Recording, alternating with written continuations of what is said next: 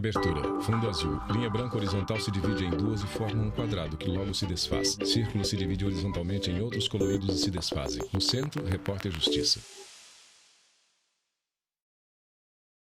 Um ano de desafios e transformações. 2020 foi marcado pela pandemia do novo coronavírus. No mercado de trabalho, os profissionais tiveram que ter paciência e se reinventar. O repórter Justiça desta semana vai mostrar o dilema enfrentado por quem fez de tudo para não fechar as portas em meio à crise sanitária. Vamos falar de desemprego e redução da jornada. Você também vai ver que o home office caiu no gosto de muitos brasileiros que continuaram empregados. E mais, os prós e os contras do regime de teletrabalho. Vestidos pomposos para todo tipo de gosto. Lidar com noivas é, sobretudo, mexer com sonhos. E nisso, Geraldo é especialista. Geraldo se fotografa com as noivas. Há 20 anos no mercado, o estilista de São Paulo já viu a felicidade de muitos pombinhos se concretizar. Mas, recentemente, também percebeu que alguns planos desmoronaram com a pandemia do novo coronavírus. Ele não é o primeiro produto que essa cliente adquire, talvez seja o terceiro, quarto ou Geraldo o quinto, estilista, né, de um mercado que foi literalmente fechado.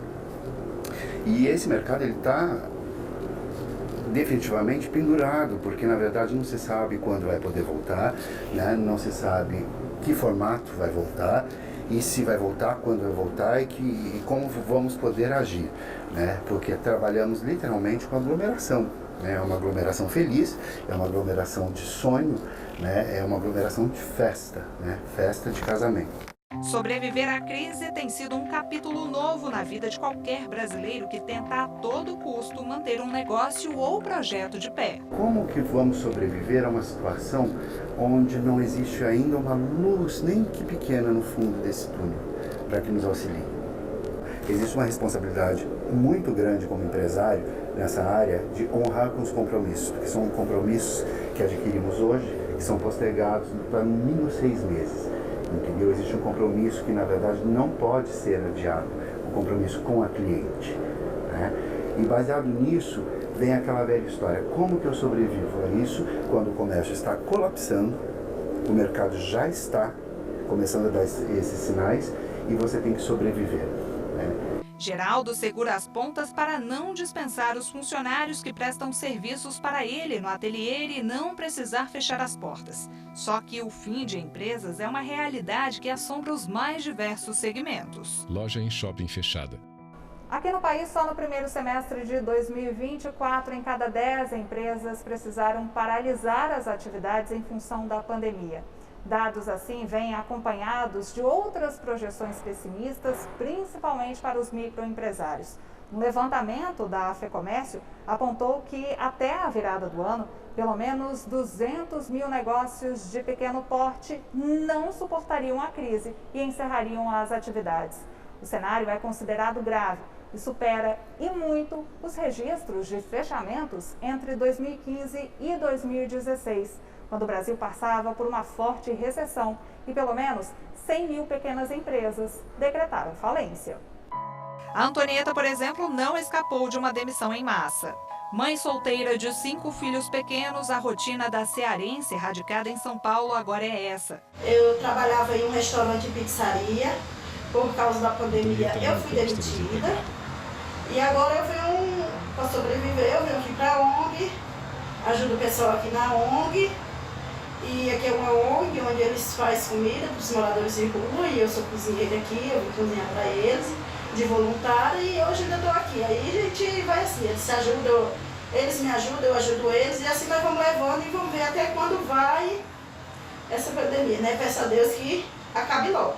E quais seriam os direitos de quem perdeu o emprego nesses tempos sombrios? Os direitos que eles perderam, que eles vão ter direito agora, né, após a perda do emprego na pandemia, eles vão ser os mesmos já estabelecidos na CLT, tá? Então eles vão ter direito às verbas rescisórias, ao FGTS, à multa de 40%, às férias e 13º proporcionais, bem como o aviso prévio, além, óbvio, da habilitação no seguro-desemprego. Tá? A única questão que modifica é que se eventualmente tem uma exceção a esse recolhimento da multa, que se eventualmente a empresa fechar em razão da pandemia, ou seja, pela força maior, conforme descreve a CLT, ela pode fazer um recolhimento a menor dessa multa com uma redução de 50% do valor. Mas os direitos são basicamente os mesmos. Os reflexos da pandemia são sentidos já num curto prazo no mercado de trabalho. Só para se ter uma ideia, a taxa de desemprego no trimestre encerrado em agosto bateu recorde e chegou a 14,4%.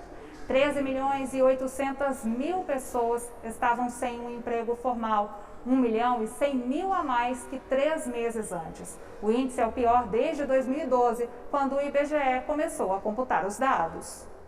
A Pesquisa Nacional por Amostra de Domicílios Contínua mostrou ainda que o nível de ocupação foi de 47%. Isso quer dizer que mais da metade dos brasileiros em idade de trabalhar, na verdade, não tinham um emprego. Onde estão essas pessoas, então? Adriana Berengui, elas podem IBGE. estar desocupadas, que são aquelas pessoas que elas não estão trabalhando, mas estão tomando uma providência para conseguir trabalho, elas estão pressionando o mercado de trabalho.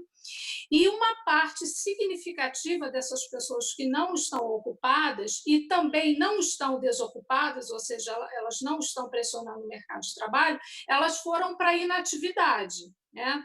Então, a gente começa a ter um crescimento bastante expressivo dessa população que a gente diz que está fora da força. E esse grande contingente de pessoas fora da força acaba integrando uma população que a gente chama de força potencial. Ou seja, apesar de ela não estar ali no mercado de trabalho, ela potencialmente poderia estar. Ricardo é professor titular de Sociologia do Trabalho na Unicamp, em São Paulo. Para ele, que recentemente escreveu um livro abordando o dilema dos trabalhadores sob o fogo cruzado do novo coronavírus, a crise que vivemos não foi causada pela doença. Mas a pandemia pode ter revelado um problema que mais dia, menos dia, atingiria em cheio nossa população. O que o coronavírus traz quando ele veio? Primeiro, ele desnuda uma tragédia social mundial e particularmente brasileira. Então, você repara que os países que têm essa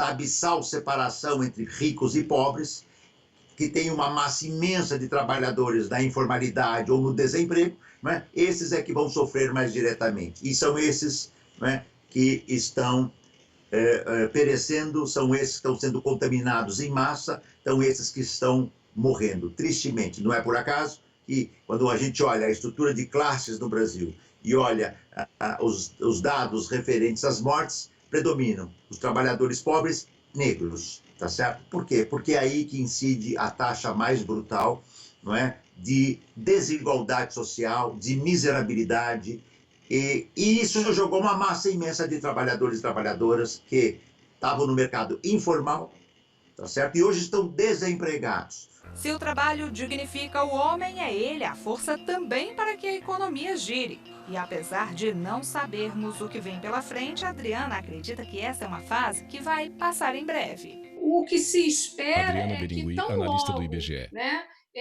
essas pessoas retornem ao mercado exercendo as suas atividades, seja através da informalidade, como a gente vê que foi bastante impactada, ou mesmo através dos empregos formais, essa população ocupada volte a crescer e aí, novamente, aquele indicador que está abaixo de 50% volte a crescer para os seus níveis anteriores. A gente não tem ainda como ter uma ideia de como vai ser esse pós-pandemia. A gente só vai saber quando, de fato, a gente estiver trabalhando com esse cenário.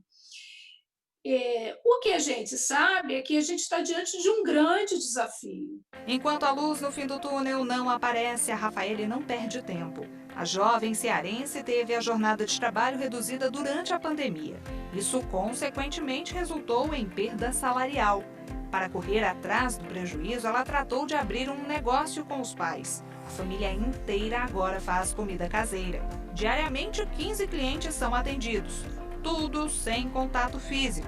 Até o cardápio vai por mensagem. Essa pandemia veio para a gente se redescobrir, publicitária. né, se reinventar. porque a gente estava indo num pique muito acelerado de tudo, né? Tudo ao mesmo tempo, tudo tem que ser agora.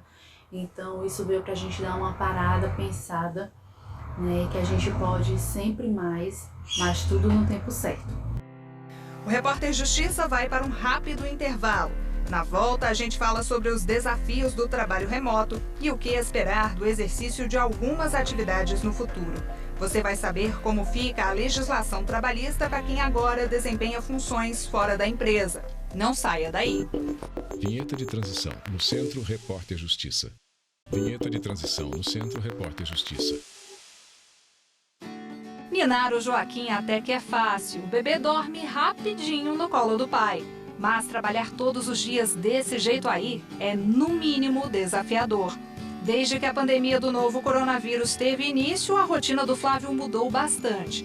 A sala do apartamento do advogado se transformou num escritório improvisado. Tanto do ponto de vista de organização, né, porque a gente precisou reorganizar a casa, colocar uma mesa na sala para a gente trabalhar, empurrar o sofá. Então a gente teve que contratar uma internet melhor, porque a gente não conseguia fazer as reuniões. Então, ao mesmo tempo, ter espaço para o bebê brincar, a gente tem que fazer a comida, cuidar da casa, né, lavar a louça, lavar a roupa. Então, é muito difícil conciliar tudo isso. Para Luz, que estava terminando o período de licença maternidade quando a fase de isolamento físico começou, a transição foi bem conturbada. Acho que é ainda um pouco difícil conseguir dar conta assim, nos tempos que normalmente faria as coisas.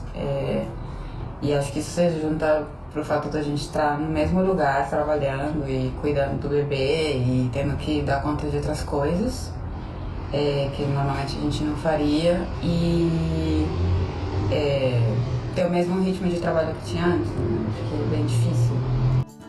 Em condições normais, o Joaquim estaria na creche. Agora e ainda durante algum tempo, ele vai ficar cercado da atenção dos papais de primeira viagem. Sorte que o casal de São Paulo é super parceiro e acaba se revezando em turnos para cuidar da casa, do trabalho e principalmente da criança. A gente faz um combinado, né? Hoje, que reuniões você vai ter? Você tem reunião até que horas? Essa reunião dá para ficar com o bebê? Não dá? Você vai ter que falar mais? Vai ter que moderar uma conversa, né? Então a gente faz esse combinado diariamente. Só que tem dia que os dois têm reunião ao mesmo tempo, o bebê tá ali querendo brincar, a gente precisa fazer comida. Então, assim, é uma coisa que tem dias que são bem complicados. Sentado, o homem toca violão. É respirar para não pirar. Se lidar com tantas demandas e um filho em casa já é complicado, imagine então com duas meninas de idades diferentes. Nós temos duas filhas, a Aurora, de 10 meses, e a Areta, de 9 anos. E a Areta tem aula online à tarde. A Aurora tem uma vida, né, regrada, com horários de acordar, dormir, comer. Então, ações que a gente terceirizava, responsabilidades nossas que a gente terceirizava, como escola e ir para a creche, a gente teve que assumir com a pandemia. Então, isso foi um dificultador. A pandemia do novo coronavírus chegou para acelerar um processo que demoraria mais alguns anos para se consolidar. Diante de um cenário novo e cheio de incertezas, o home office ganhou destaque. A modalidade criada para preservar funcionários e também para evitar a disseminação da Covid-19 caiu no gosto de muitos empregados. Só para se ter uma ideia, um levantamento da Salesforce Brasil mostrou que, por aqui, 52% dos funcionários mudariam de emprego para poder atuar de forma remota. No escritório de advocacia onde o Bruno é sócio, a dinâmica de trabalho foi alterada. A gente fez a devolução do escritório, a gente devolveu o escritório físico e passou a atuar 100% na nuvem. Com isso, a gente passou a ter acesso a talentos no Brasil inteiro. Então, desde o início da quarentena, a gente já contratou 15 pessoas e hoje a gente tem a oportunidade de contratar pessoas do Brasil inteiro, o que é muito legal. Com esta opção se tornando uma realidade, fica a pergunta: como calcular as horas de serviço à distância? A gente tem dois cenários. Se existir Ana Paula Pereira do Vale, um horário de trabalho fixo e o controle de ponto, o empregado ele precisa cumprir esse horário e ele precisa fazer o registro da entrada, da saída, do intervalo, tá? De outra forma, o empregador, ele não precisa fixar uma jornada de trabalho. Então, o empregado, ele poderia trabalhar, desempenhar as tarefas dele no horário em horário livre, que ele entendesse mais adequado. A advogada trabalhista lembra que as horas de trabalho a mais são registradas e computadas se houver controle da jornada. Já o vale-refeição, concedido a muitos trabalhadores, não necessariamente se mantém na lista de benefícios de quem faz o serviço fora da empresa. Se não tiver nenhuma disposição em instrumento coletivo ou individual e não tenha sido feito nenhum tipo de acordo entre o empregado e o empregador, o vale-refeição especificamente pode ser suspenso, porque ele tem uma natureza de benefício para a alimentação do empregado no local de trabalho. Uma forma de trabalho que veio para ficar, um legado positivo em meio à crise do novo coronavírus. No pós-pandemia, a estimativa é a de que 30% das empresas mantenham definitivamente o regime de home office. A gente quer se manter como escritório 100% online, a gente quer se manter como escritório 100% na nuvem, e a gente está muito confortável com essa dinâmica que a gente estruturou. A gente imagina os grandes desafios, né, do mundo online, de trabalhar de 100% online, é justamente a questão da gente conseguir manter a sociabilidade e a cultura do escritório. Então a gente imagina que quando for adequado, a gente vai promover alguns encontros, então a gente quer manter a sociabilidade, mas a gente não acredita que seja necessário que as pessoas trabalhem no mesmo lugar. Diante do distanciamento físico, algumas seleções para emprego também passaram a ser virtuais. Escritório vazio. Se eu quero contratar alguém, eu não posso simplesmente pedir que ele saia da sua casa, que é um ambiente seguro, se exponha, né, num transporte público, e ainda que chegue na minha empresa, que há um protocolo, mas nós temos um intervalo aí entre a casa segura e a empresa. Então o recurso passou a ser a contratação, os trabalhos de uma maneira virtual. Foi exatamente assim com o Rafael, escolhido recentemente para trabalhar no mercado publicitário. Tive que mandar um vídeo explicando um pouco sobre mim, né, sobre os meus hobbies, sobre o que eu gosto de fazer no meu tempo livre, sobre as minhas qualidades, né, sobre o minha trajetória, né, dentro da minha área, quais foram as empresas que eu passei, quais são meus desafios, né, quais são minhas melhores qualidades. Então, basicamente, o vídeo foi isso. Eu tive que falar muito sobre quem eu era pessoalmente, né, as coisas que eu gosto, e depois mais relacionado à minha profissão. A gente continua falando do futuro do mercado de trabalho já já. No próximo bloco, você vai saber os prós e os contras do home office. Não saia daí que o Repórter Justiça volta em instantes. Vinheta de transição no Centro Repórter Justiça. Vinheta de transição no Centro Repórter Justiça. Você já viu aqui no Repórter Justiça que a população precisou se reinventar com a pandemia do novo coronavírus. As transformações vieram e o home office se tornou uma realidade na vida de muita gente. Mas será que trabalhar de casa é bom mesmo? Para pelo menos 80% dos entrevistados por uma startup especializada em clima organizacional, essa seria a modalidade de trabalho preferida dos brasileiros.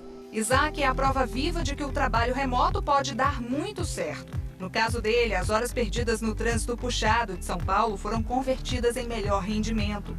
Você consegue gerir melhor o seu tempo.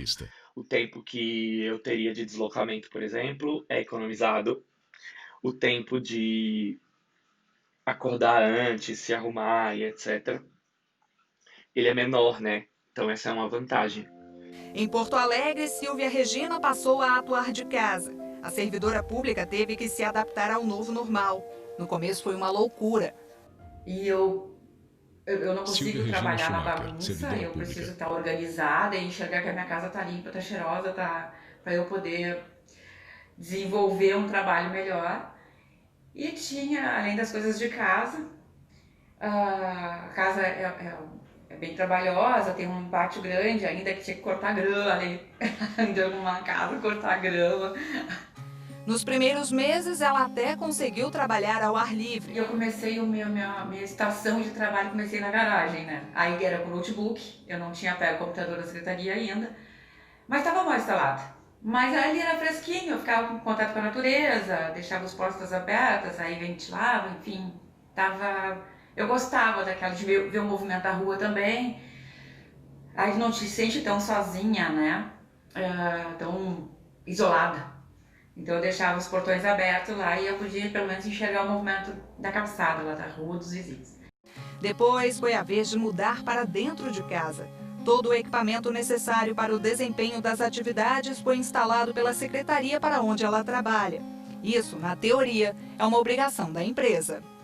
Se o empregado não tiver os equipamentos para trabalhar em casa, ou a infraestrutura, como a internet, ou outra, enfim, outro sistema que seja necessário, o empregador ele precisa subsidiar essas despesas. Regras, planejamento e horários pré-estabelecidos formam o tripé de sucesso do regime de trabalho remoto. Para esta especialista em produtividade e felicidade, o segredo está no modo como você faz a gestão do tempo. A gente precisa saber o que ocupa o nosso tempo. Então eu preciso saber como que eu uso o meu dia, né? Como que o meu dia de trabalho ele é ocupado. Na verdade, não só de trabalho, né? Mas como que o meu dia como um todo é ocupado. Então, esse mapeamento, ele precisa começar da hora que você acorda até a hora que você vai dormir. Inclusive, eu acho importante colocar a quantidade de horas que você dorme. Mesmo seguindo à risca tudo isso, a Ana Paula se viu num dilema. O home office foi bem exaustivo para ela. O que aparenta, né, é o fato de que a gente está trabalhando muito mais, porque antes você tinha uma reunião no turno da manhã, uma reunião no turno da tarde, agora você tem 2 de manhã, 4 de tarde, né? Porque justamente por não ter as distâncias físicas, esse deslocamento, então acaba nos exigindo e facilitando, né? Então são 2 situações dentro de uma mesma ideia de que a gente facilita o contato, o acesso às outras pessoas, mas também não tem aquele tempo, né, de deslocamento, aquela pausa para o café, aquele momento de descontração das reuniões. Um sentimento que fica evidente, o cansaço toma conta. Nessas horas, o sonho do home office pode acabar se transformando em pesadelo. É preciso observar os sinais para que a rotina puxada não leve à síndrome de burnout, caracterizada pelo esgotamento mental. A síndrome de burnout, ela junta sintomas que são da depressão, são da ansiedade e é do excesso de trabalho. Né, a sobrecarga. Então, o estresse de querer atender a demanda, mas não ter recursos que possibilitem uma qualidade para essa alta demanda que está sendo exigida, ela vai gerar um estresse. Então, o burnout ele vai entrar como meu sentimento de incapacidade por uma exigência repetida sem eu considerar os recursos que eu tenho como possíveis. Para o trabalho fluir, a pessoa precisa estar com a cabeça tranquila. Yoga e meditação entram como aliadas. Massagem também é uma boa para quem está com níveis altos de estresse. Na tentativa de evitar o adoecimento psíquico, a psicóloga recomenda ainda o acesso à terapia e, em alguns casos, ao tratamento medicamentoso. As pessoas deveriam olhar para a saúde num processo de prevenção, né? Então, pensar que várias demandas em nossas vidas, muitas vezes pedem uma atenção especial. Pede para que você pare, que reflita sobre si mesmo e como você reage às demandas que surgem, seja na área profissional, seja na família, né? Seja nas relações sociais. Se você não tem isso, e o adoecimento chega, é preciso parar, refletir e fazer escolhas mais assertivas para cuidar da sua saúde. Cuidar da saúde mental é sem dúvida muito importante, mas para quem trabalha em casa, todo cuidado é pouco com a postura. O Marcos também é psicólogo. Teve um problema sério na coluna causado pelas longas horas sentado em frente ao computador. Muitas dores, não é? aqui na região lombar, né, até que fizesse os exames, né, de imagem e descobrisse o que estava acontecendo, mas foi um mês, 30 dias aproximadamente de dores, né, de desconforto, era muito ruim para sentar, pior ainda para levantar, que eu tinha que me agarrar nas coisas, meio que me encurvar. Não foi fácil esse período, devido à questão da falta de postura e das condições também que eu estava sentado. Pequenas pausas são fundamentais durante a jornada de trabalho. Isso inclui mexer o corpo sempre que possível, mas é sentando corretamente que alguns problemas posturais vão ser evitados. Você tem que sentar embaixo dos dois ossinhos do quadril, com os dois pés apoiados no chão, para você formar um apoio correto para as suas pernas e as suas pernas descansarem. Porque se você manter a perna para frente, você vai sobrecarregar o joelho ou a própria lombar. E as suas costas têm que estar todas apoiadas na cadeira. Ela não pode ficar à frente demais por muito tempo, senão você começa a sobrecarregar e a musculatura não aguenta. E também não pode ficar muito relaxado, porque também chega uma hora que a musculatura vai ceder também e vai machucar também a coluna. Em questões de ergonomia, algumas empresas elas têm adotado a política de fornecer um mobiliário para o empregado, caso ele não tenha uma mesa, uma cadeira ergonômica para que ele possa desenvolver o trabalho, tá? E eu acho que o que é importante é ter esse diálogo entre a empresa e o funcionário para verificar se as regras de ergonomia estão sendo atendidas, para que a saúde do funcionário possa ficar resguardada. Pensando na própria saúde, o André de Maceió aproveita os intervalos no trabalho remoto para se exercitar. As aulas são acompanhadas de perto por um profissional do outro lado da tela. Levanta halteres com os braços. Eu inseri os exercícios físicos que eu costumava fazer numa academia com o apoio de um profissional da educação física, por exercícios online, da mesma forma orientado por profissionais da educação física. E além disso, eu procurei investir em atividades que eu não fazia antes, como yoga e meditação, né? Porque isso eu penso que me auxilia no controle da ansiedade e para superar a adversidade do momento. O Repórter Justiça desta semana fica por aqui. Você pode rever esse e outros programas acessando a nossa página no YouTube, TV Justiça Oficial.